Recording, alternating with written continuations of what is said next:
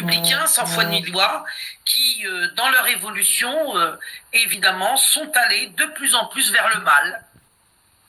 Et ce mal a pris, après 68, une vitesse de croisière absolument extraordinaire et qui se matérialise par des dirigeants politiques tous aussi pourris les uns que les autres, y compris Mélenchon.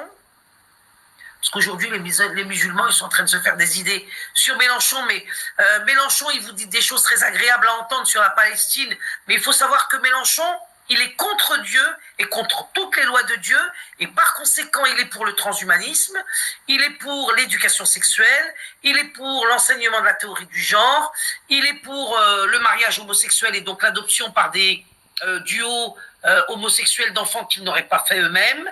Il est pour la marchandisation de la vie humaine sous toutes ses formes et l'eugénisme et j'en passe. Donc il est pour tout ce pourquoi nous sommes contre nous, les musulmans et les chrétiens aussi d'ailleurs. Donc est-ce qu'on peut faire confiance à un homme qui prétend être avec les Palestiniens et qui en même temps est contre Dieu?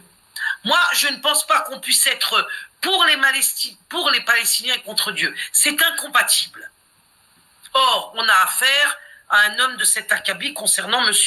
Mélenchon, qui est un ancien trotskiste, franc-maçon aujourd'hui, je crois,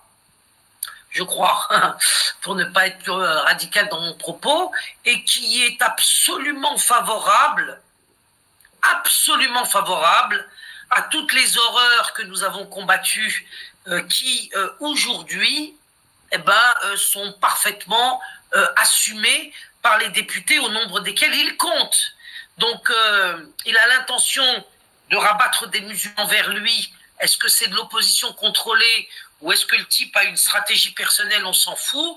Tout ce que je sais, c'est qu'un musulman ne peut pas voter Mélenchon et que d'ailleurs un musulman ne peut pas voter dans le cadre d'élections républicaines qui, je le répète, est un cadre sans foi ni loi et qui est en totale contradiction avec notre foi.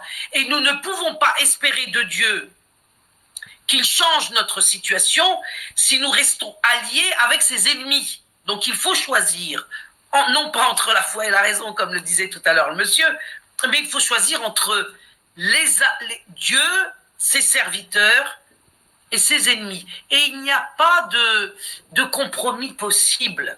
C'est pas parce que Hanouna, un jour, il va vous présenter des femmes voilées auxquelles il va donner la parole sur son plateau de télévision pourri, que le type, c'est un ami de Dieu et un ami des musulmans. Arrêtez de vous faire manipuler sur une ou deux phrases compatissantes